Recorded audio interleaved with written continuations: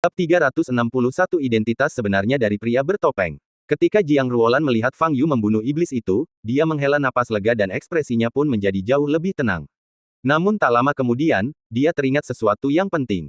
Linger masih di tangan iblis. Sekarang setelah jalan jahat itu lenyap, Linger memikirkan hal ini, wajah Jiang Ruolan menjadi pucat. Dia berjuang untuk berdiri dan berteriak pada Fang Yu, Tuan Dao Tian. Fang Yu mendengar suara itu dan berbalik untuk melihat Jiang Ruolan.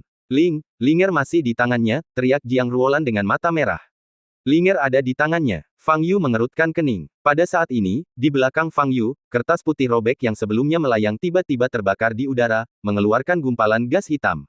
Udara hitam mengembun menjadi bentuk manusia di udara. Dan di kepala bayangan hitam berbentuk manusia itu, masih ada sepasang pupil berwarna abu-abu putih. Pada saat ini, bayangan hitam berbentuk manusia itu membuka mulutnya dan bola hitam pekat muncul di mulutnya, menghadap punggung Fang Yu. Beberapa prajurit melihat bayangan hitam berbentuk manusia, tetapi rasa takut membuat mereka tidak berani mengeluarkan suara. Liu Lianxia di antara kerumunan berbalik dan melihat pemandangan ini. Fang Yu, hati-hati! Liu Lianxia berteriak keras. Sebenarnya, Fang Yu sudah merasakan perubahan suasana di belakangnya. Mendengar kata-kata Liu Lianxia, dia berbalik. Ledakan. Pada saat ini, bola hitam di mulut bayangan humanoid itu tiba-tiba mengeluarkan aliran energi berisi kekuatan ekstrim. Fang Yu berdiri di tempat, dengan cahaya keemasan di sekujur tubuhnya. Pada saat yang sama, ilusi naga emas muncul di punggungnya. Aura suci terpancar dari Fang Yu. Bagaimana mungkin? Bayangan hitam berbentuk manusia itu bergetar hebat dan hampir runtuh. Ledakan. Energi itu mengenai tubuh Fang Yu dan menimbulkan suara keras. Tetapi itu tidak dapat membahayakan Fang Yu karena terhalang sepenuhnya oleh energi dalam emas di tubuh Fang Yu. Fang Yu menerjang gelombang energi ini dan bergegas di depan bayangan hitam humanoid. Dia terlalu tahan terhadap serangan. Sepertinya kita harus menemukan tubuh aslinya untuk membunuhnya sepenuhnya. Fang Yu berkata dengan tenang, dan pada saat yang sama menepukkan telapak tangannya ke depan. Ledakan. Bayangan hitam berbentuk manusia itu tiba-tiba runtuh, terpecah menjadi gumpalan asap hitam dan menghilang ke segala arah. Bagaimana mungkin? Manusia benar-benar telah menyatu dengan sempurna dengan esensi naga. Iblis itu ketakutan. Asal-usul naga dewa, sebagai sumber pengendalian kekuatan dewa, memiliki persyaratan yang sangat tinggi terhadap wadah tersebut. Secara logika, mustahil bagi tubuh manusia untuk menyatukan esensi naga dengan sempurna. Klon Dao surgawinya disempurnakan sesuai dengan persyaratan asal naga. Klon ini dapat mengintegrasikan asal naga secara maksimal, tetapi sulit untuk mencapai kondisi sempurna. Bahkan klon yang disempurnakan tidak dapat mencapai persyaratan asal-usul naga suci, apalagi tubuh manusia. Namun, hantu yang muncul di belakang Fang Yu tadi jelas merupakan hantu naga dewa. Ini berarti Fang Yu benar-benar telah menyatu dengan sempurna dengan asal-usul naga suci. Kalau tidak, bahkan jika dia bisa menggunakan kekuatan naga suci, mustahil bagi bayangan virtual naga suci untuk muncul. Sialan, sialan, Mo Dao tahu bahwa dia harus melarikan diri sekarang, apapun yang terjadi. Dalam pertarungan langsung, dia tidak mungkin menjadi lawan Fang Yu. Kekuatan dewa dapat menahan semua teknik sihirnya, belum lagi tubuh Fang Yu juga sangat kuat. Jika dia tidak melarikan diri, klon iblisnya kemungkinan besar akan hancur. Dalam 2 atau 3 bulan terakhir, 2 klonnya telah dihancurkan secara berurutan, menyebabkan dia menderita kerugian besar. Tahukah Anda, butuh waktu hampir 10 tahun untuk menciptakan setiap klon. Jika klon jahat dihancurkan, maka hanya ada beberapa klon tersisa yang dapat digunakannya. Harus melarikan diri. Ambil kembali anak itu dengan tubuh spiritual yang utuh dan perbaiki dia menjadi klon manusia. Klon yang dibuat dengan seluruh tubuh roh sebagai wadahnya pastilah sangat kuat. Saat itu, dia akan membalas dendam pada Fang Yu lagi. Dengan mengingat hal itu, iblis itu berubah menjadi asap hitam dan segera melarikan diri ke berbagai arah. Asapnya hitam sekali, kalau dia bisa lolos walau hanya setitik, dia bisa menjaga asal-usulnya. Fang Yu menatap asap hitam yang mengepul ke langit dan matanya sedikit menyipit. Apakah kamu pikir kamu dapat lolos dengan cara ini? Fang Yu mencibir dan melepaskan kekuatan spiritualnya. Kecepatan penyebaran kekuatan kesadaran spiritual jauh lebih besar daripada kecepatan melarikan diri iblis. Dalam beberapa detik, indera spiritual Fang Yu mencakup segalanya dalam radius 1 kilometer. Tak ada setitik pun udara hitam yang dapat luput dari indera keilahiannya. Kemudian, Fang Yu diam-diam melafalkan rumus ajaib itu di dalam hatinya. Puluhan gumpalan udara hitam yang mengambang segera terkunci oleh indera ilahi dan tidak dapat bergerak lagi. Fang Yu melayang ke udara dan menggunakan indera spiritualnya untuk mengirim pesan kepada Mo Dao, aku bisa melepaskannya, tetapi kamu harus menyerahkan anak itu. Mendengar kata-kata Fang Yu, hati Mo Dao terkejut. Tubuh rohani yang utuh adalah hasil terbesar yang diperolehnya dalam perjalanan ini dan juga harapannya untuk masa depan. Bagaimana mungkin dia bisa menyerahkannya? Jika kau tidak menyerahkannya, aku akan membakarmu sampai mati. Nada bicara Fang Yu dingin, dan dia mengulurkan jarinya sambil berbicara. Cahaya keemasan menyambar langit, dan energi sejati keemasan menyentuh gumpalan energi hitam yang diubah oleh roh jahat, dan langsung terbakar. Modao merasa ngeri, pikirannya berpacu, memikirkan cara untuk melarikan diri. Tetapi setiap gumpalan gas hitam yang ditransformasikannya terkunci sepenuhnya oleh indera spiritual Fang Yu dan tidak bisa bergerak sama sekali. Jika dia ingin menggunakan sihir, dia setidaknya harus membiarkan udara hitam mengembun dan membentuk wujud manusia. Dengan kata lain, mustahil baginya untuk melarikan diri sendiri sekarang. Setan itu mulai panik. Fang Yu menghancurkan gas hitam yang telah diubahnya, satu demi satu. Jika ini terus berlanjut, gumpalan terakhir akan segera musnah. Tapi apapun yang terjadi, seluruh tubuh roh tidak dapat diserahkan. Kalian hanya bisa menghubungiku dan meminta dia menggunakan sihir luar angkasa untuk menyelamatkanku dengan paksa. Kata iblis itu dengan tegas. Ada risiko tertentu dalam melakukan hal tersebut. Itu berarti Fang Yu akan menemukan lokasi aslinya. Klon dapat dihancurkan terus-menerus, tetapi hanya ada satu tubuh asli. Jika satu mati, semuanya akan berakhir. Tetapi Modao tidak punya pilihan lain saat ini dan hanya bisa mengambil risiko dan melakukannya. Setan itu segera mengaktifkan metode rahasianya untuk menghubungi tubuh aslinya. Pada saat yang sama, di utara jauh, hamparan putih yang luas, gunung yang diselimuti salju di titik terdalam di antara pegunungan bersalju yang tak berujung.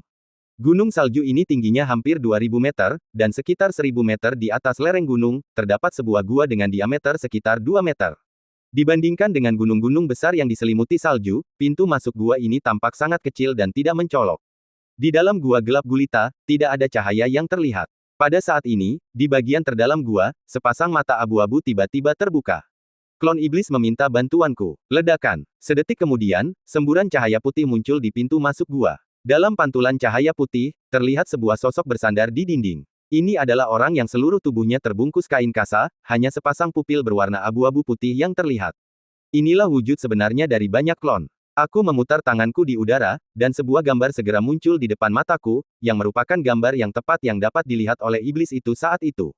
Ketika saya melihat Fang Yu, hati saya terkejut.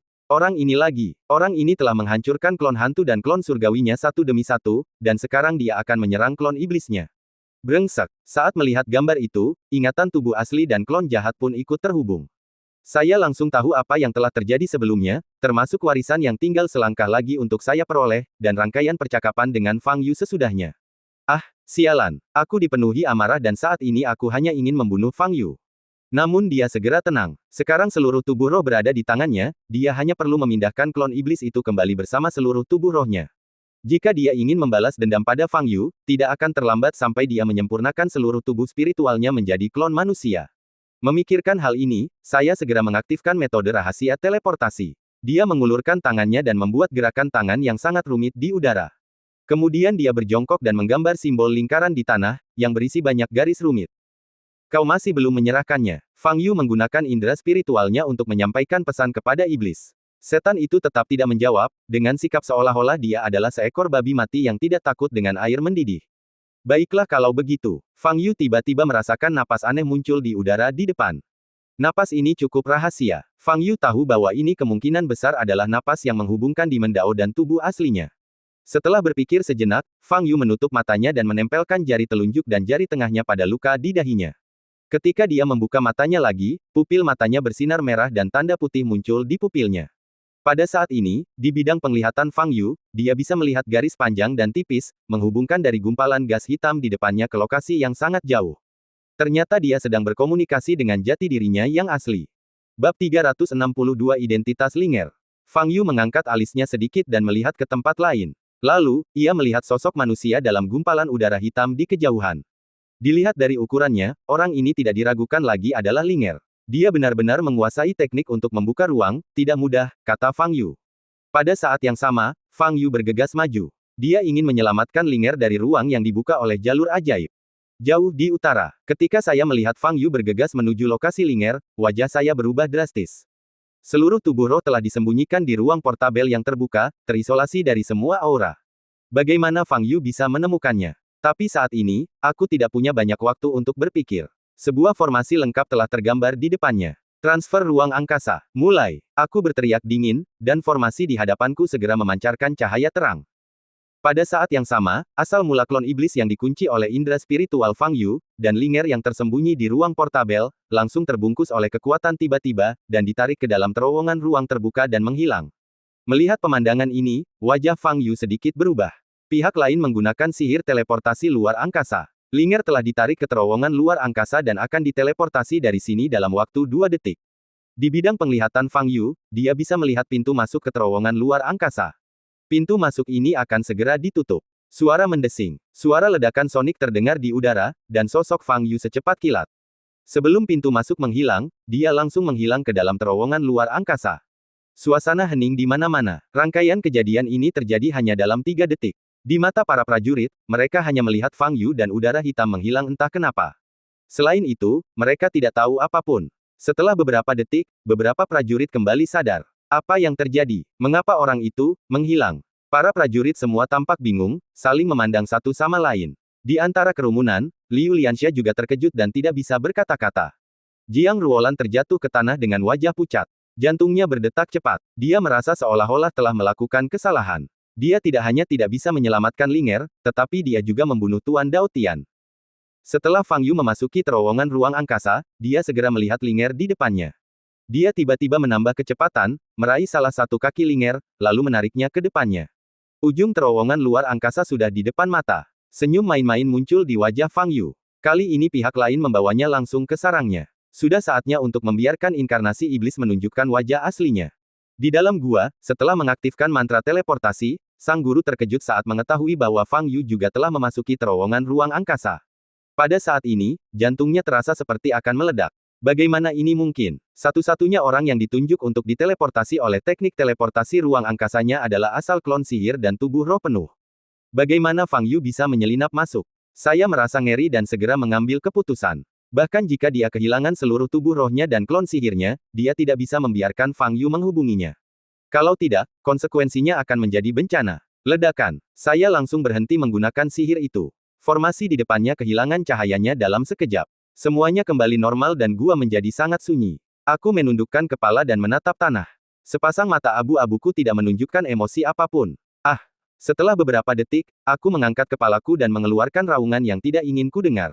Klon iblisnya telah hilang. Warisan Taois Wuji tidak diperoleh. Seluruh tubuh roh juga ditangkap kembali. Serangkaian kegagalan ini membuatnya merasa terhina dan sangat marah.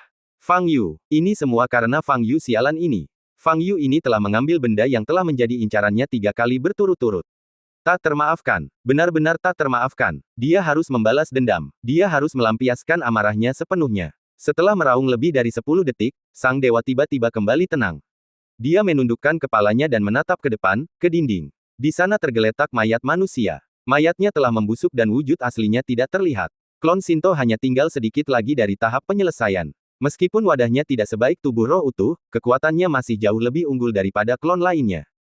Fang Yu, aku pasti akan membuatmu menyesal. Fang Yu sedang menggendong Linger dan didorong maju dengan cepat di terowongan ruang angkasa oleh kekuatan tak terlihat. Tetapi saat dia hendak bergegas keluar dari ujung terowongan angkasa itu, ujung terowongan angkasa yang tadinya begitu dekat, tiba-tiba tertutup. Kekuatan yang mendorong Fang Yu dan Linger maju juga menghilang pada saat yang sama. Reaksi yang begitu cepat, membosankan. Fang Yu menggelengkan kepalanya. Dia memegang Linger dengan satu tangan dan melihat sekelilingnya. Pada saat ini dia berada di terowongan luar angkasa. Di sini, setiap kemajuan kecil yang dibuatnya dapat berarti jarak puluhan kilometer di dunia luar. Coba saya lihat di mana saya sekarang. Rune putih di pupil Fang Yu mulai berputar cepat. Dia dapat melihat apa yang terjadi di luar dari bidang penglihatannya. Pada saat ini, dia berada di gunung bersalju. Cina, tanah di ujung utara. Fang Yu segera mengetahui perkiraan lokasinya. Saat ini kami hanya berada sedikit jarak dari ujung terowongan luar angkasa. Dengan kata lain, tubuh asli pria bertopeng itu kemungkinan besar bersembunyi di suatu tempat di utara jauh. Tetapi daerah utara jauh begitu luas sehingga tidak mudah menemukan orang seperti itu. Fang Yu memikirkannya, lalu dengan cepat terbang mundur sambil memegangi Linger. Sihir yang berhubungan dengan luar angkasa merupakan sihir yang paling rumit di antara semua sihir, dan juga yang paling sulit dikuasai. Bahkan di dunia kultivasi abadi ribuan tahun lalu, kultivator yang mampu menguasai sihir ruang angkasa hanya 1 dari 1000. Dalam dunia seni bela diri saat ini, sihir luar angkasa hampir hilang. Kebanyakan prajurit tidak berlatih apapun selain gerakan tubuh atau teknik menyerang dan bertahan, dan tidak ada yang mempelajari teknik luar angkasa.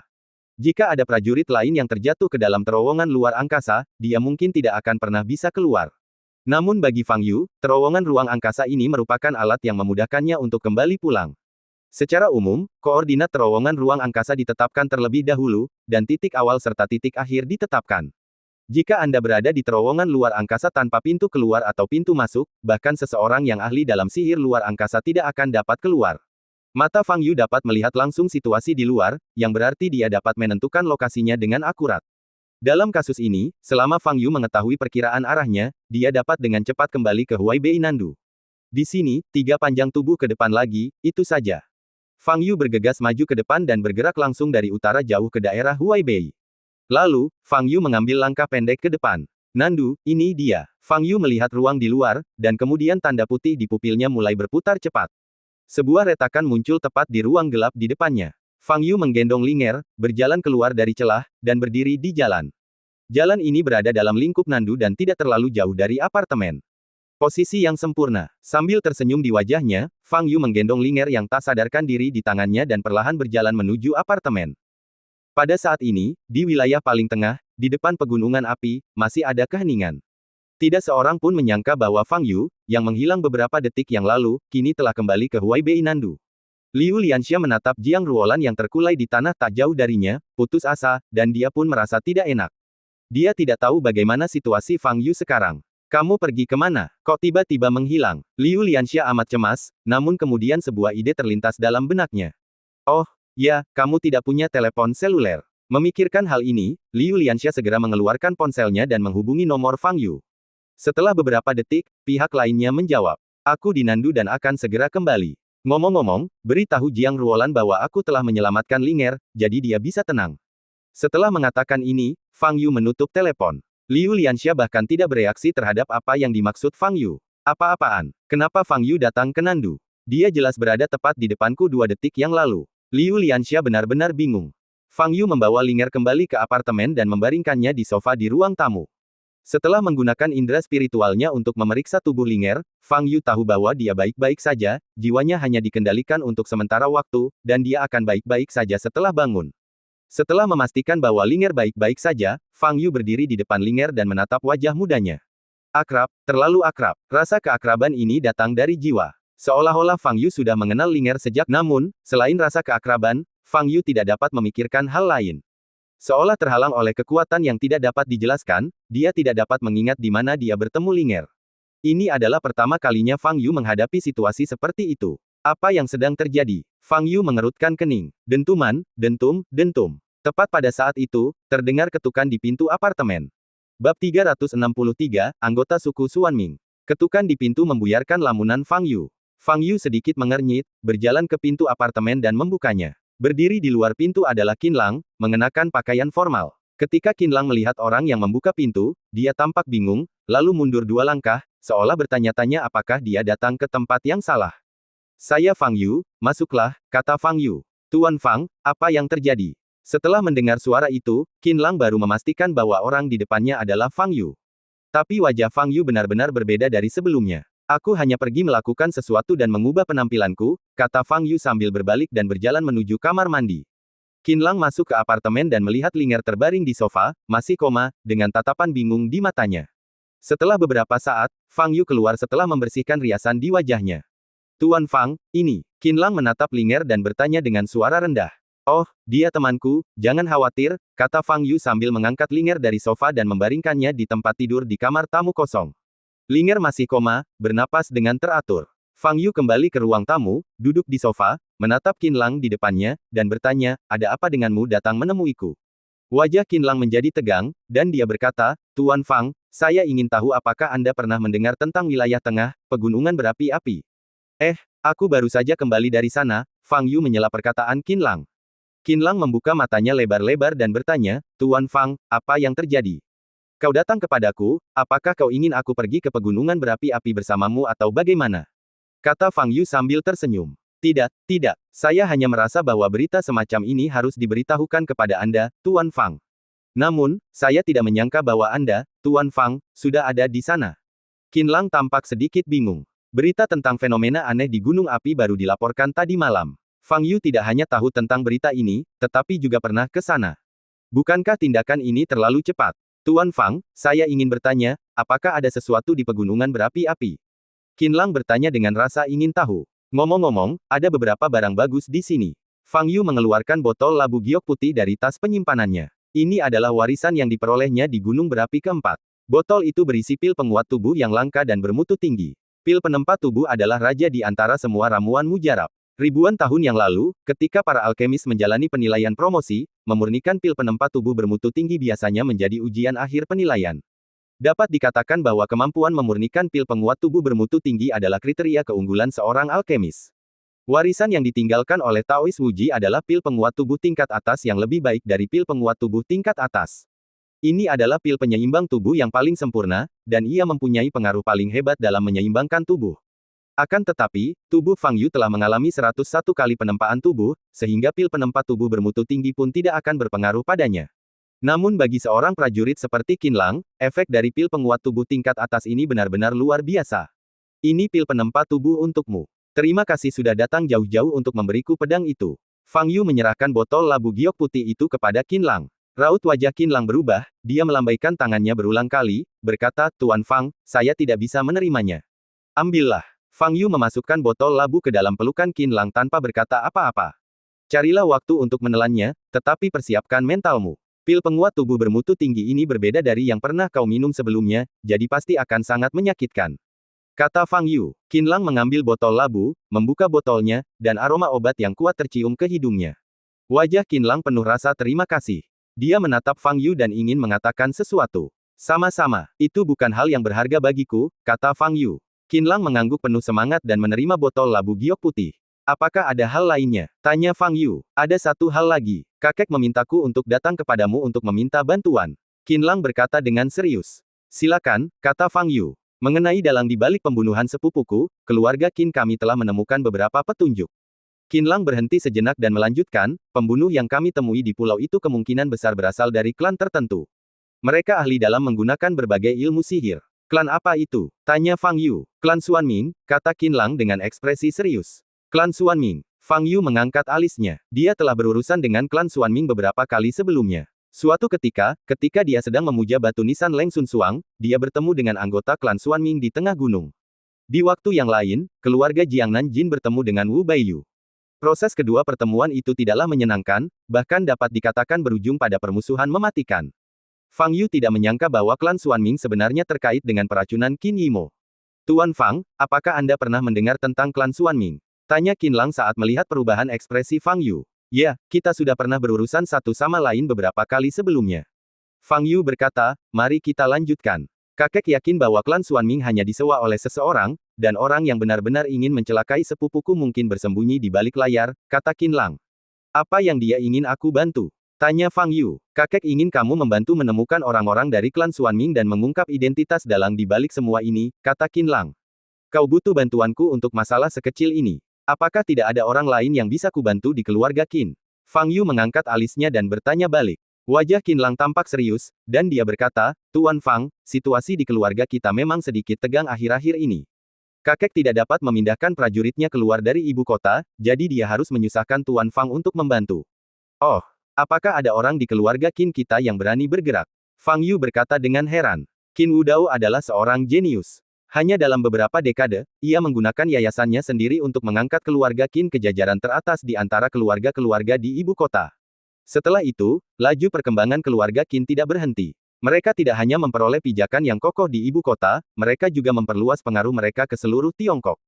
Saat ini, seharusnya tidak banyak kekuatan yang berani memprovokasi keluarga Qin. Namun dari perkataan Qin Lang, dapat terdengar bahwa keluarga Qin sepertinya menjadi sasaran suatu kekuatan, bahkan para prajurit pun tidak dapat dikirim keluar dari ibu kota. Namun, Fang Yu tidak terlalu memikirkannya. Qin Wudao merupakan salah satu orang paling bijak yang pernah ditemuinya, dan kesulitan-kesulitan biasa tidak dapat membuatnya terhenti sama sekali. Jika situasinya benar-benar mencapai titik putus asa, Qin Wudao secara alami akan menghubungi Fang Yu.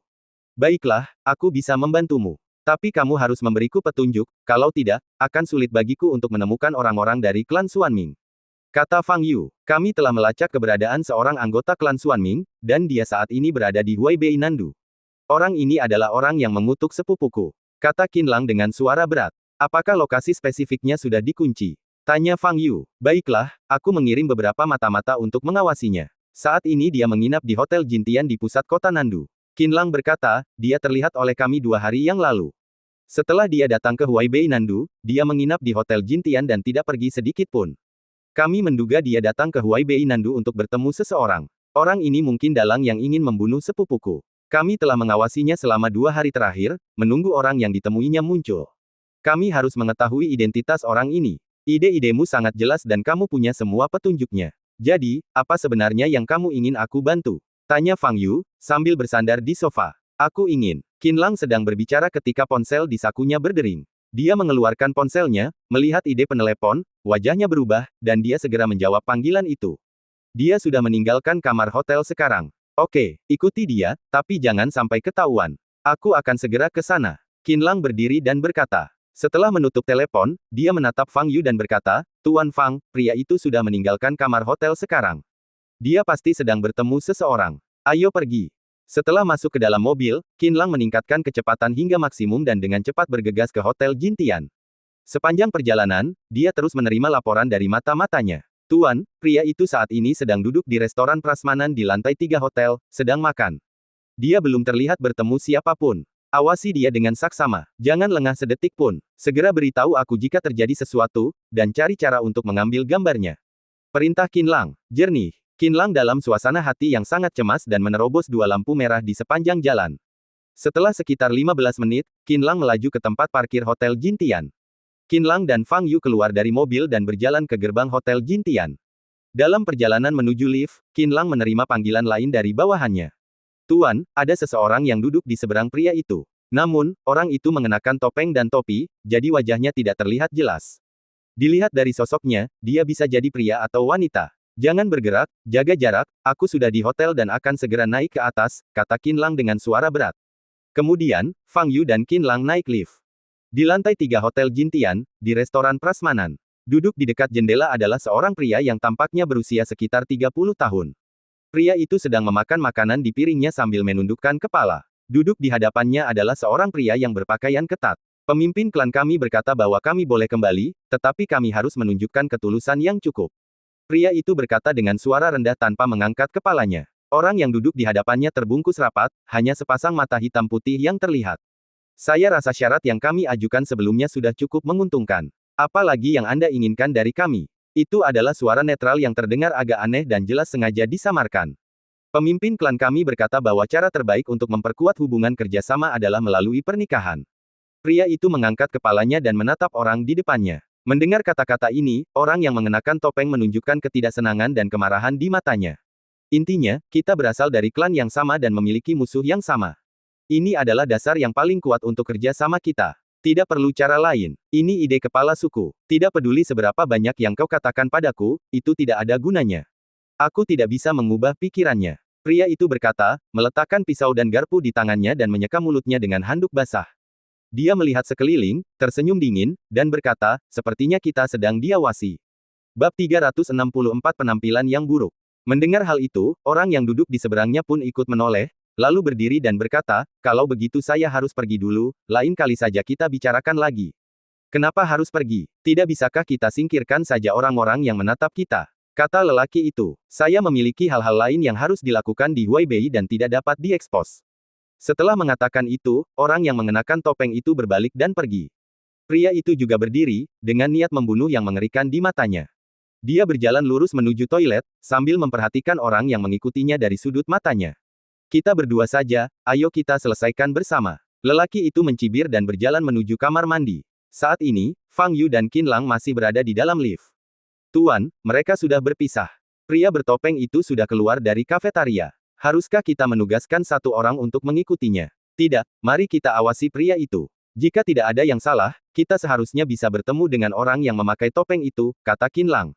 Begitu dia selesai berbicara, lift mencapai lantai 3. Fang Yu dan Qinlang keluar dari lift. Ada 2 pintu lift di sebelahnya, tetapi keduanya menunjukkan bahwa mereka masih berada di lantai atas. Di depan ada pintu menuju kafetaria. Jika pria bertopeng itu meninggalkan restoran prasmanan, Qinlang akan bertemu langsung dengannya. Qinlang dan Fang Yu berdiri tepat di depan pintu lift, menunggu orang yang mengenakan topeng datang. Namun setelah menunggu puluhan detik, saya tidak melihat seorang pun meninggalkan pintu kafetaria. Qinlang mengerutkan kening, berjalan ke pintu kafetaria dan melihat ke dalam. Karena waktu sudah menunjukkan pukul 2 siang, belum banyak pelanggan di restoran prasmanan tersebut. Pria yang mengenakan topeng dan topi yang disebutkan anak buahnya memiliki ciri-ciri yang jelas dan seharusnya mudah ditemukan. Tetapi Qinlang melihat sekelilingnya, tetapi tidak melihat orang seperti itu. Kedua bawahannya duduk di meja yang sangat dekat dengan toilet. Qinlang hendak melangkah maju dan menanyakan situasinya. Pada saat itu, salah satu pria tiba-tiba gemetar seluruh tubuhnya, lalu jatuh di atas meja. Melihat pemandangan ini, wajah Qinlang berubah drastis. Fang Yu mengangkat alisnya dan segera melepaskan indera spiritualnya, meliputi seluruh restoran prasmanan.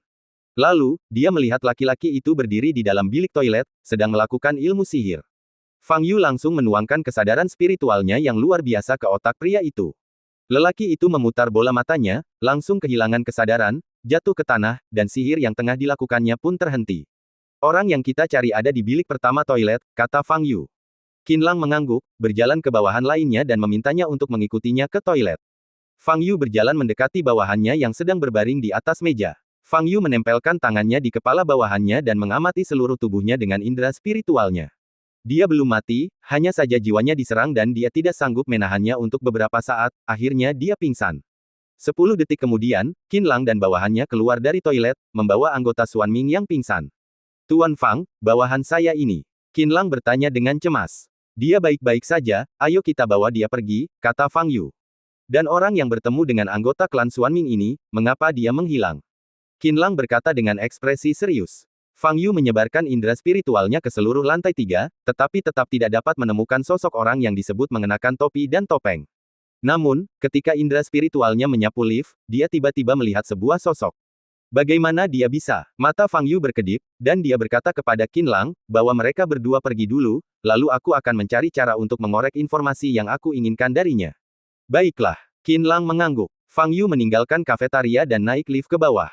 Setelah turun ke lantai pertama, seorang gadis berpakaian putih berjalan keluar hotel. Fang Yu mendekat dan menepuk pundaknya. Gadis itu tampak terkejut dan berteriak pelan. Dia berbalik dan melihat bahwa itu adalah Fang Yu. Ekspresinya menjadi tenang dan dia menepuk dadanya dan berkata, jadi itu kamu. Kamu membuatku takut. Gadis ini memiliki wajah yang sangat cantik dan murni, dan namanya adalah Song Lis. Fang Yu memandang Song Lis dan tersenyum, mengapa kamu di sini? Aku datang untuk menemui teman sekelasku dulu.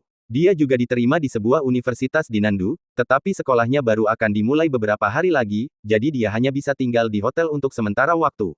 Jawab Song Lis. Oh, kalau begitu teman sekelas ini cukup kaya. Hotel bintang 5 ini tidak murah, kata Fang Yu. Haha, keluarganya memang kaya. Aku selalu iri padanya, kata Song Lis sambil tersenyum. Setelah itu, Song Lis bertanya dengan ragu, Apa yang kamu lakukan di sini? Apa lagi yang bisa kita lakukan di hotel? Fang Yu mengangkat alisnya dan bertanya balik. Song Lis tampak bingung dan berkata, ada banyak hal yang dapat kamu lakukan di hotel. Kemudian, dia tampaknya menyadari apa yang dibicarakan Fang Yu, dan wajahnya memerah. Jadi kamu punya pacar, kata Song Lis. Tidak, aku bercanda. Fang Yu menatap Song Lis dan berkata ringan.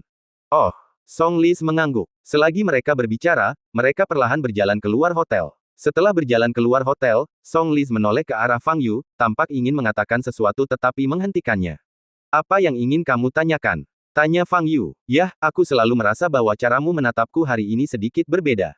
Apakah kamu salah paham? Song Lis menggigit bibir merahnya dan bertanya dengan suara rendah. Apakah menurutmu aku salah paham? Fang Yu bertanya sambil tersenyum. Apakah menurutmu aku datang ke hotel untuk melakukan hal semacam itu?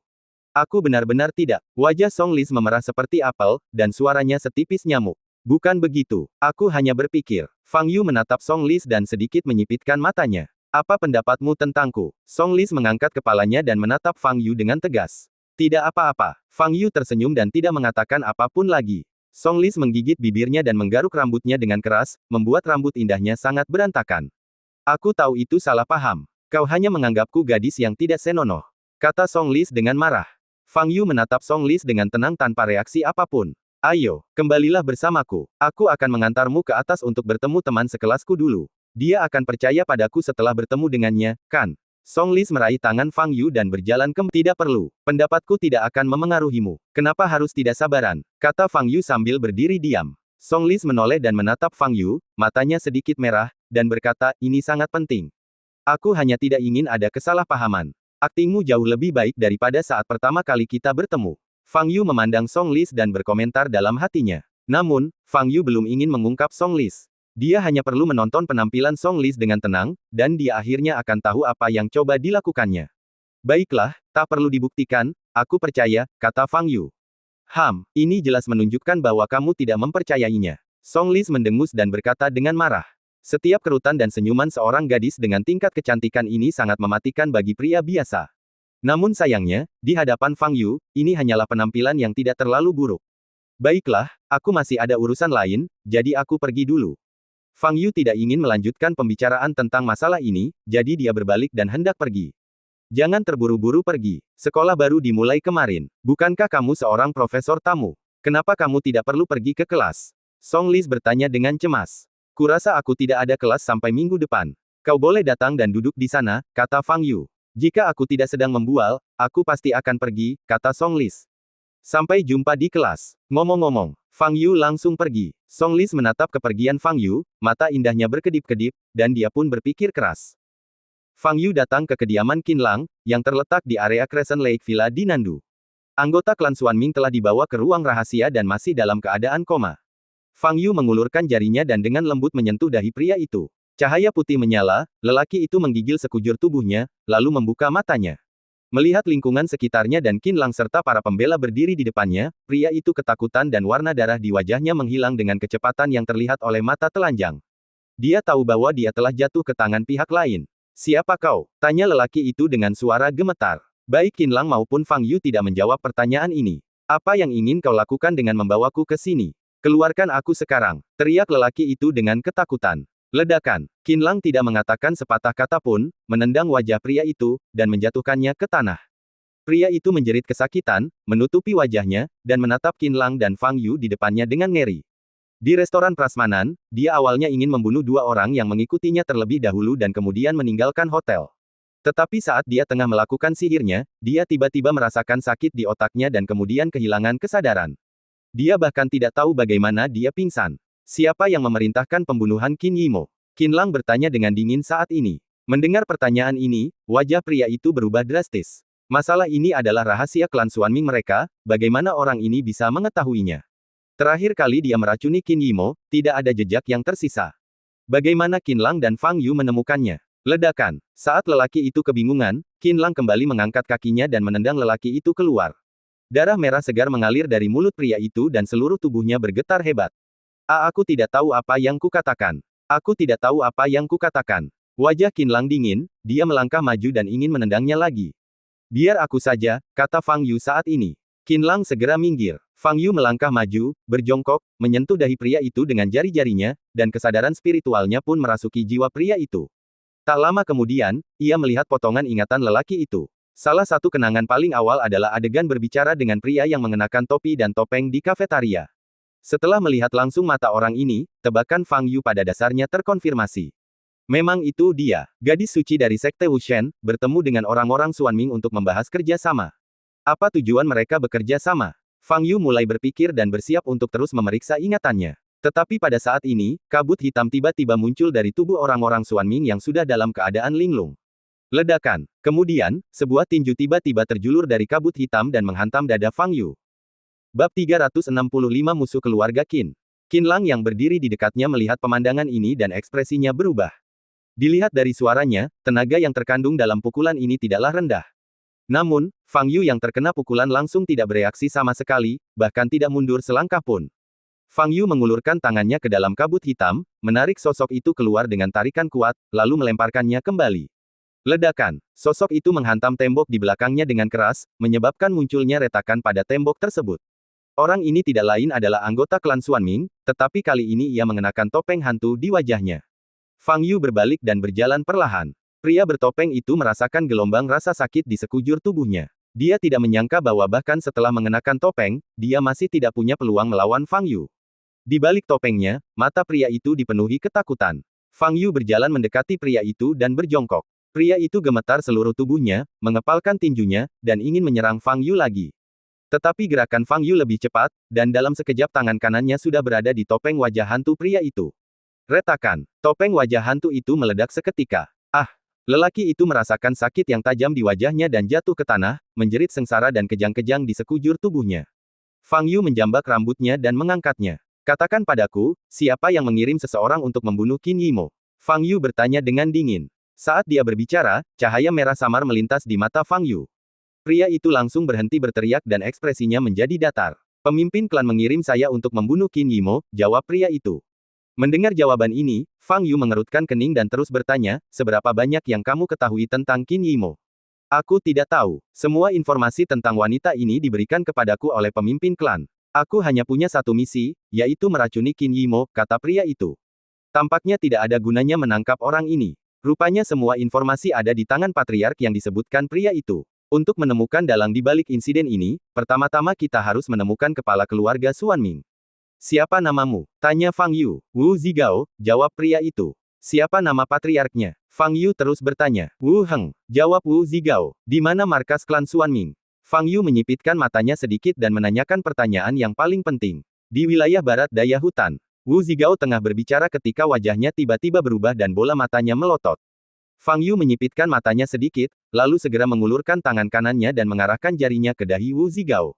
Dengan kilatan cahaya putih, kesadaran Fang Yu memasuki jiwa Wu Zigao.